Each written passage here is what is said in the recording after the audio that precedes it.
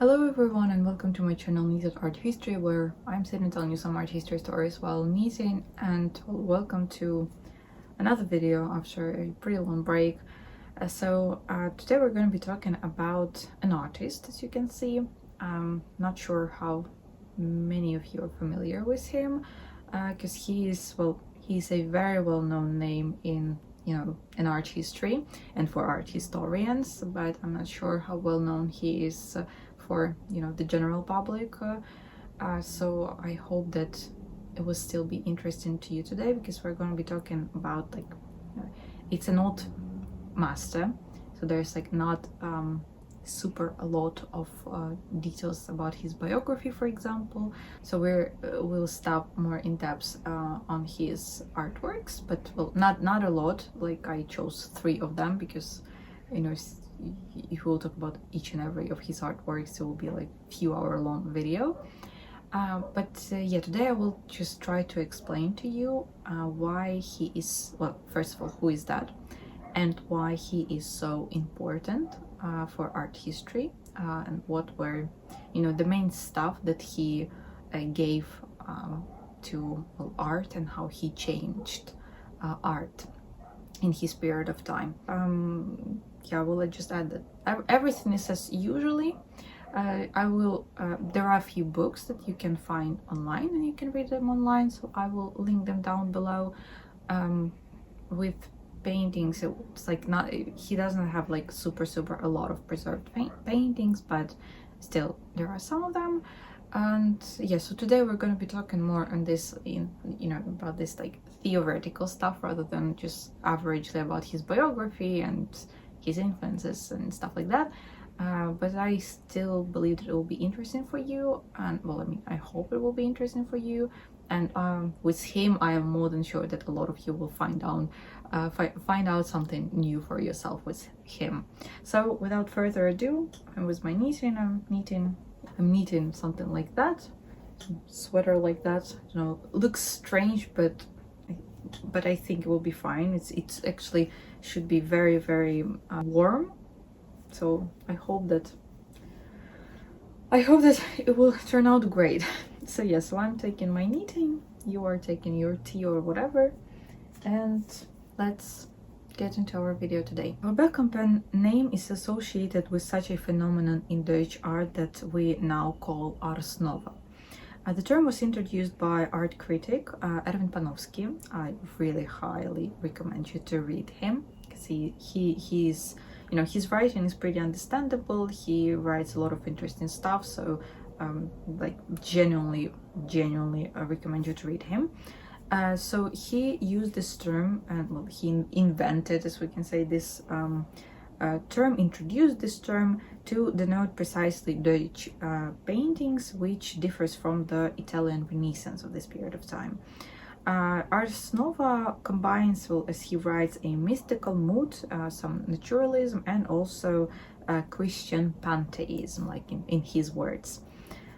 So this term refers specifically to the art of the Netherlands from 1420s, 30s to 1500s. So from Robert Campin and Jan van Eyck to Bosch, basically. And by the middle of 15th century, Ars Nova was spreading actually in distinctive national forms in the art of France and Germany. Ars Nova also served as this determining factor in the creation of the so-called Mediterranean paintings of the 1440s, 1460s, which included the artistic centers of Provence, of Spain also, and southern Italy. So one of the founders of the Dutch school of painting was the Master of Thürlemann, as he was known firstly, aka Robert Campin, as we know him now. Since 1406, Robert Campin headed a large workshop in Tournai, where his students and assistants worked. So it was actually kind of a unique phenomenon for the city, as it can only be compared with the much later workshops of Franz Fleury, 16th century, and Rubens of 17th century in Antwerp. So assistants, they were actually paid for their participation in the execution of numerous orders, and sometimes the master entrusted them with well, the execution of the whole painting, of the whole work. It is well, kind of impossible, even though, well, kind of overall we know that, but it's hard. Let's say not impossible, but it is hard, you know, to accurately determine the degree of participation of Robert Campin himself in the creation of paintings that came out of his workshop, because, well, that was like, you know, the whole, like, you know, the whole point of those workshops, that to master your master's style as closely as possible, so no one like would be able to tell them apart. That's why we have big problems also with book illumination, for example, because it's the same thing. Those like book illumination workshops, those masters like in monasteries also, then in in workshops in cities, when they started to be a thing, they were literally trying to, you know, to make the style as unanimous as possible, so no one would recognize that, you know, that those like illuminations were made by different artists, by different masters. And that's why it's also like one of the problems of attribution in art history. So for a very long period of time, he was like, his style was confused with Rogier van der Weyden, who was Campin's student. However, still at the end of the day, you know, art historians who were looking into this problem, into this question, into this, you know, artist, they were still able to see the evolution of the style. So Robert Campin's art is divided in two periods in art history. So the first period is his early works that belongs to the 1420s, like prior to 1420s, and they are like, a lot of them are undated, and a lot of them are actually are not preserved. So we just, you know, assume that there were some kind of works, because obviously, you know, you cannot provide with such masterpieces straight away without any other paintings before that. So we assume that there were something before, but it's not, it's not preserved, or it's not found, or like whatever. So the starting point here was the Franco-Flemish miniature, which has a noticeable connections with the previous period. The second period is we call it mature works. They mark a sharp break with the art traditions of the past. The theme of paintings remains religious, but well, the I'll say like reality, you know, forcefully invades his paintings at this point. These works still have some archaic features associated with miniature and sculpture, but they are the most original and reveal the development of Dutch painting of the 15th century. And the last period is like his late works, where we can see the influence of Jan van Eyck and Rogier van der Weyden, who, as I already mentioned, was his student at some point. For a very long period of time, art historians could not draw a clear line between the works of Campin and Rogier van der Weyden.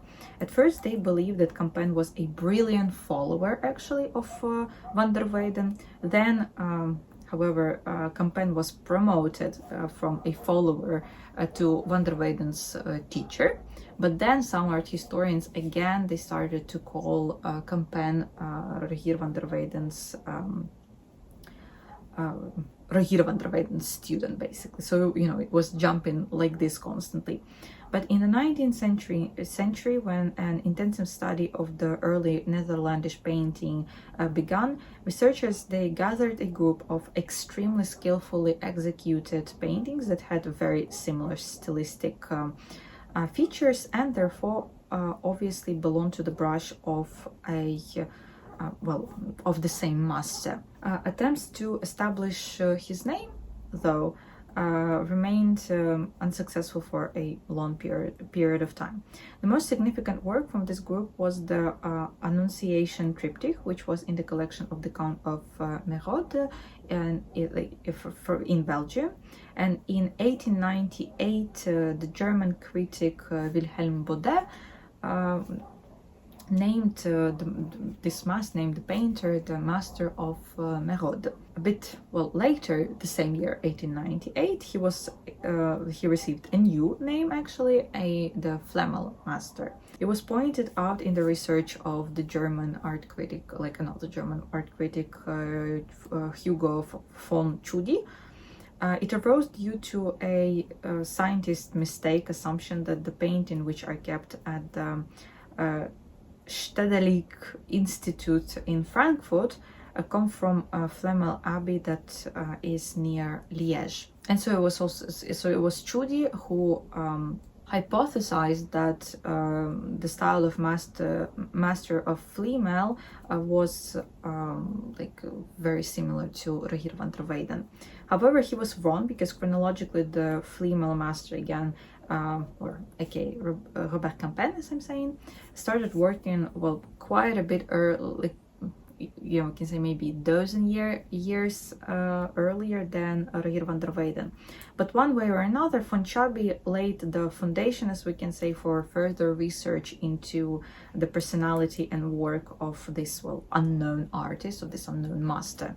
The truth came out, or at least what we are considering now the truth, came out in 1908, when Belgian art historian Oulin de Lou drew a parallel between the master of Flamel and Campin for the first time. It was possible to compare the identity of the master of Flamel with Robert Campin with the help of documents stored in archives in the city of Tournai, where he worked. The final doubts about the identity of Campin's works were dispelled by X-ray examination.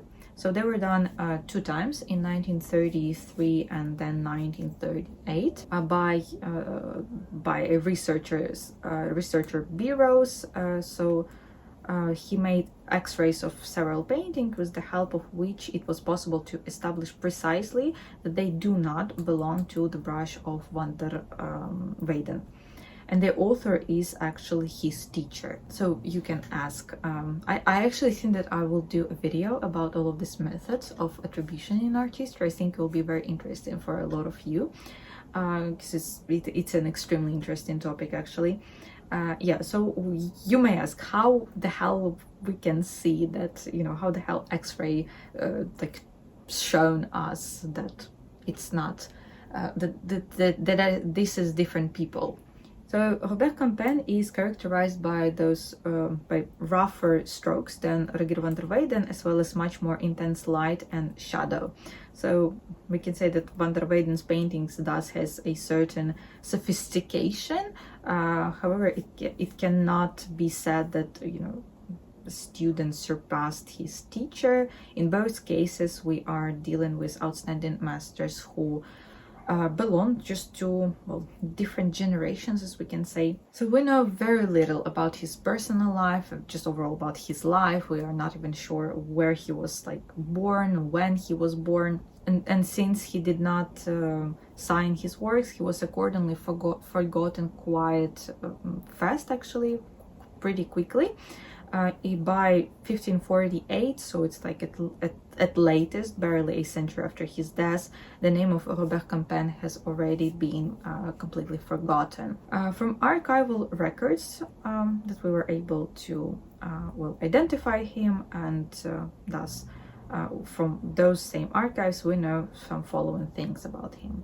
So in 1406 he is already mentioned as master in Tournai.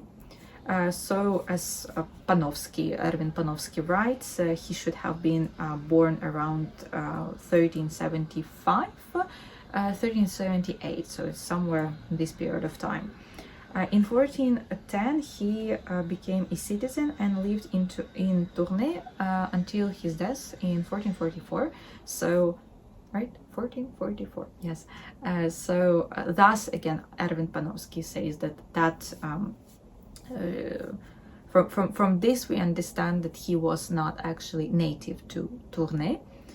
So he was born somewhere else. He just like came at some period of his life to this city and will stay there. However, there are some of the art historians who argue with this, and they're saying that no, it actually does not say as that. But as I understand that biggest part of those who are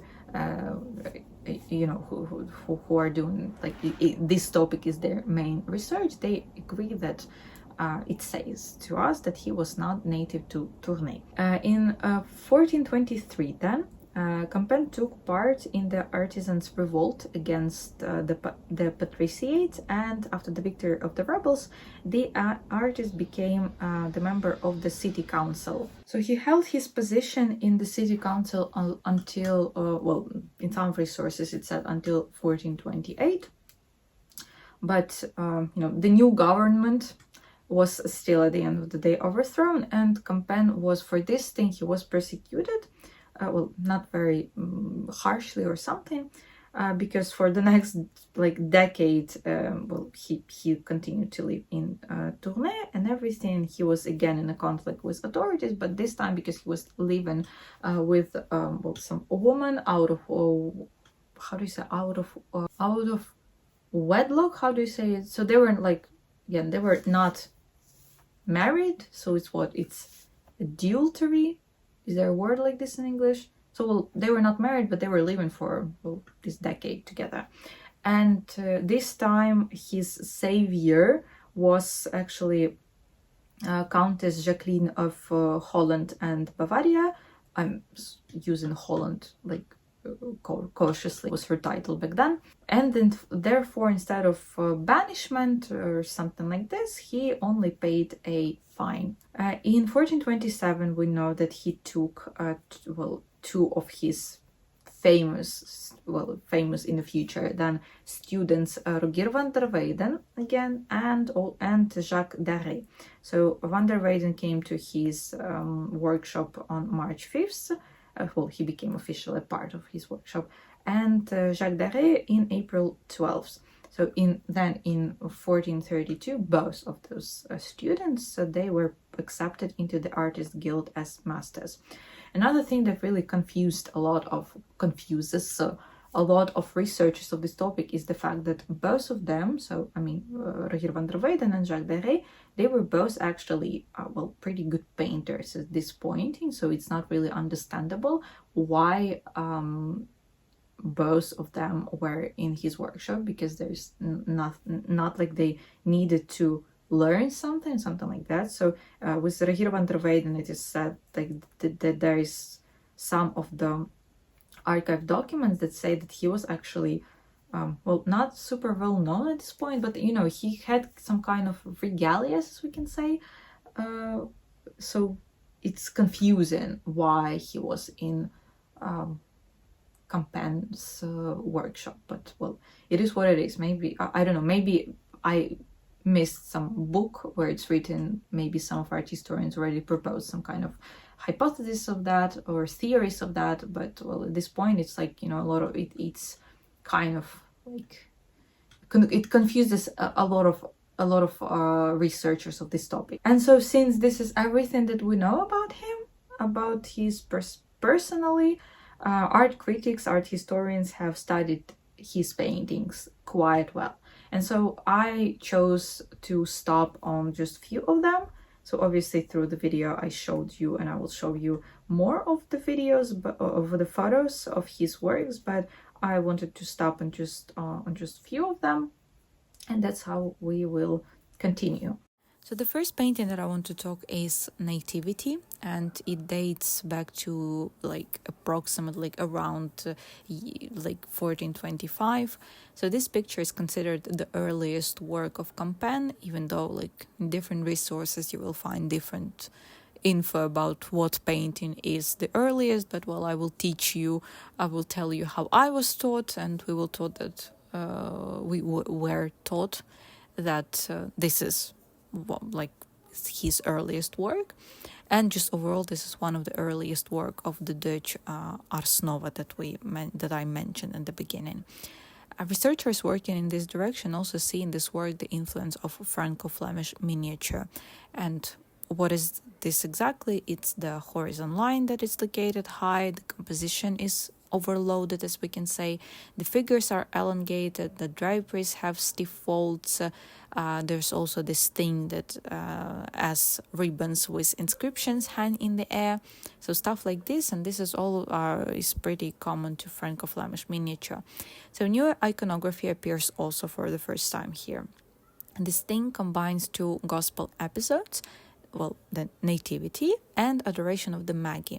In the center, above the baby, Joseph holds a candle, covering it with his hand, and this is a pretty important detail, because this detail is borrowed by the artist from the ecclesiastical mysteries, meaning that the action takes place at night, and you will see a lot of stuff like that in the paintings of this period of time, like 15th century, maybe even like late 14th, 15th, early 16th century, that, it looks like it's a daylight, but they have candles or some lanterns, something like this. This is a thing to show that situation is going on actually in the night. So same thing here. On the right, we can see two women in turbans that are the characters. They are the characters of the apocryphal legend, which their names are Delemia and Solomia, who were called to the Mother of God as midwives. So Delemia confirmed that the baby was born without sin, and she did not doubt the virginity of Mary. However, Solomia, I'm sorry, like in English, I'm not sure how it's correctly pronounced. So the second one, she demanded proof, and immediately her hand withered. So the angels offered her to touch the newborn with her hand, and touching Christ, Solomia was healed. This story is described on white ribbons that we can see, those bundles in the hands of women. So on one we can see the text that says the Virgin gave birth to a son, and the other, I'll believe it when I check it, and the angel advises, touch the baby and you will be healed. There is the influence of modern to campaign theatricalized medieval mysteries, like this candle, for example, in Joseph's hand. The landscape also impresses with the perfection of execution and the depth of the spatial plans, executed with a good knowledge of aerial perspective at this point already. The second work that I wanted to show you, like a little bit in depth, is Merot's triptych that I mentioned already. So this dates back to 1420, 1430, so somewhere in this decade, or maybe it was like the whole decade, because, well, the work is, not really big, but still it's very meticulous work.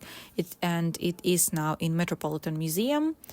So very jealous of those of you who can have access to this museum now. So this is the earliest depiction of the Annunciation that is not held in chapel or like something like this, but in a domestic setting. Donors on the left wing are traditional.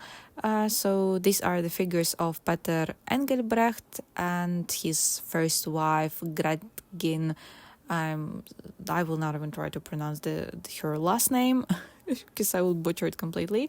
But, well, we know those patrons now, we know those donors. So the figure of the donor, this patron, is larger in scale than the Mother of God, which is actually unusual and pretty interesting for Dutch art in this case. So Peter is a member of a wealthy and influential merchant family from the city of Mechelen, we know it now. And behind them stands a bailiff with the coat of arms of the city of Mechelen on his chest. The last panel, like the third panel, what is this on the right, shows Saint Joseph. He's like a carpenter with his tools, and just he's doing this mouth. Mouth is singular, mice is plural. What mouth? Yeah, well, something of this singular form. So it's like mouth trap. Sorry. So he's like working, and there's like a lot of details that you can look into. So again, you can actually make a short video on this soul work. So I will not really stop on that, but just like, for you to understand. And what is interesting here, and what I'm seeing quite a bit, like especially in internet resources, that we can see many elements of religious symbolism that especially includes the lily and the fountain, and the lily especially on the table, and it symbolizes the purity of Mary. Yes, it kind of is, but I want you to remember that lily is the symbol of Angel Gabriel. So anytime that you will see, this is the thing that shows us what we're looking at specifically. So every time you're seeing, an angel with a lily in their hand or a lily somewhere around them, just know for a fact that this is Gabriel. This is an angel Gabriel, and it is kind of, yes, the symbol of purity and everything, but when we're talking about iconography, this is a very good sign at who you're looking at, and this is the thing how we are also trained in art history, that we are looking specifically into like those little symbols, like for example with antique also themes and topics, these paintings, you are looking at for example, at the painting, there is this some kind of woman, and she has a peacock in her arm, or she has peacock near her. So know for a fact that this is Hera, the Zeus' wife, because we know now that at some point, like painters, they decided, and just painters, and just overall in literature, whatever, just at some point, peacock became her symbol.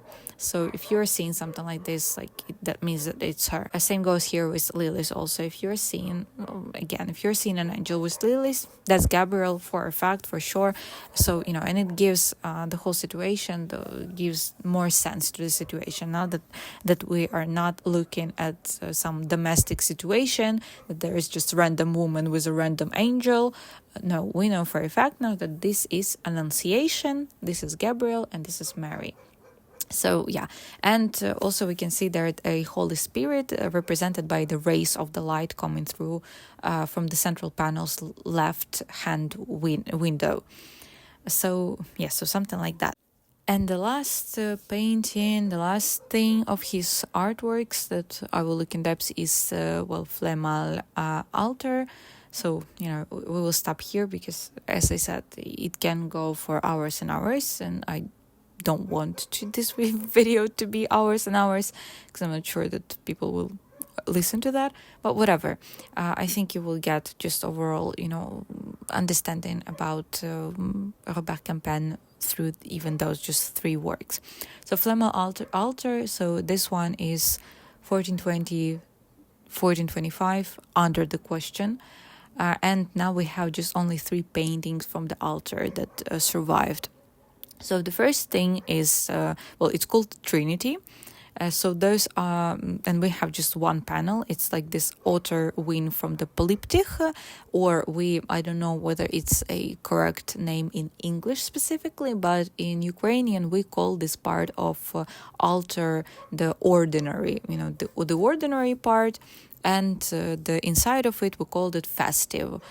So I don't know, to be honest. I cannot find really whether it's correct also in English or not. But this Trinity is outer part of this altar. So we see there the inscription that reads, "The Holy Trinity is the only God." This part is painted in grisaille.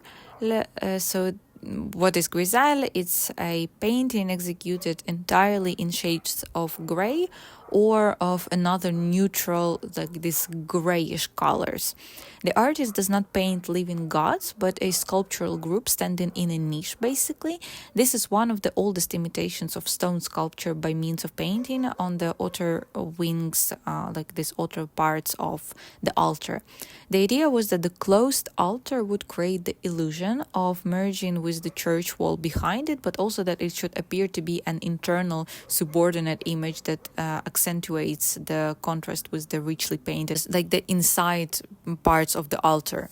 The sculptures of the Trinity are extremely believable. It seems that the dead Christ still shows his wound. The hidden meaning of the scene is a realistic rendering of the theme of the Pietà. The shadow and penumbra created by the bright light from the window on the right emphasize the realism of the work. Another two parts that are preserved is Mary with the Child and Saint Veronica. They are painted wooden statues that have come to life in the form of an altar image. Accordingly, it seems that the meadow has grown with real grass also there. So these wings, these parts should show the transformation of a dead substance into living matter, sculptures into painting, and reveal the magical qualities of the painting actually. The figures resemble Byzantine mosaics and icons on the background of gold relief and inlay. This aspect is deliberately highlighted as a subtle demonstration of the new form into which the old ones has evolved. Both figures depict middle-class women from Tournai in this oriental clothing. The green meadows are overgrown with medical herbs and plants related to the Virgin Mary, and here you can see different violets, daisies, like buttercups, lilies again, like, and etc. And botanists have estimated that 26 types of herbs are depicted actually here. In addition, one of the saints is considered the intercessor of the sick, and the other protects from evil. So you can see how much of symbolism there is in those like paintings, and you can, I think that really you can look at for quite a bit in those paintings, especially if you're in the museum, because you can see better those stuff. So we will stop here. Definitely those three are the most known works of Robert Campin. You will see them all the time if we're talking about Campin, but they are not the only one, obviously, from his art and from his years of his work as an artist. So what innovations Campin brought to art, and why he is so important and why he occupies such a prominent place in the history of art, and not just like Dutch history of art, but European, at least European specifically. So the main innovations of Robert Campin are, firstly, overcoming the heritage of the past and creating fundamentally new art that expresses a new artistic outlook. Then the religious theme receives a general interpretation in the art of Robert Campin, which the art of European countries did not know before him. Third is that Robert Campin is the most, we can say, democratic, Dutch painter of the 15th century, and he was not influenced by court aristocratic culture. He created simple art, devoid of refinements and of aristocracy. Another very important thing is that Campin started to place his plots in real life, in his period of time, in 15th century period of time. So he placed those religious topics in his modern to him interiors, dressed the characters in contemporary clothes to him. The surrounding objects are quite appropriate to those that existed in the 15th century, but they're still not devoid, of their symbolic load. The role of the objects in Robert Campin's painting is fundamentally different than in the art of previous period of time. So firstly, objects play a self-sufficient role, so we can say creating a real picture of the world. Secondly, the image of the interior filled with air flashes some flashes of lights on the surface of object, the play of the sun rays passing through the window bars, depicts complex shadows formed by the interaction of several light sources. Thirdly, also interesting stuff is that his colors, just overall the colors of the painting, they are bright, they are fresh, they are more mostly on this colder side, because this is a combination of well, it's called, I don't know how it's correctly called in English, but well, I think it's somewhere the same, that we'll call them, you know, those colors are called local, those pure colors, pure blue colors, pure, I'm sorry, pure red colors. This is combination of both of them, next to which there are, well, here and there, those restless small splashes of various bright shades. Paints are applied in these thick and dense layers that I already mentioned, talking about X-rays that we saw on X-rays. And another thing also that is worth mentioning is that researchers now have no doubt that it was Campin who introduced the portrait as this independent unit in art, and not Jan van Eyck as it was thought previously. So overall it's like that. So it's like not too much, but I still think that it's very important to, well, know him. It might look, you know, for us now obviously not very significant, but back in time those were some very significant new things in art that, well, gave us amazing artists, as again Roger van der Weyden, then Jan van Eyck, and their successes. No, what is this in English? They're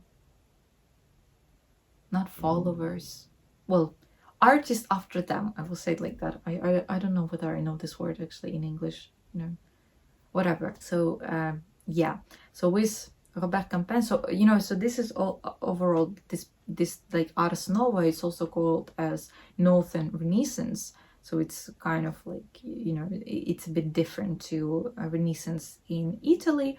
And Erwin Panofsky, he actually has a book, the Northern Renaissance, it's called like that. He also has the book Renaissance of Renaissances, something like that. I don't know, to be honest, how it's called in English correctly, because this one I read in translation, but Northern Renaissance I read in original in English.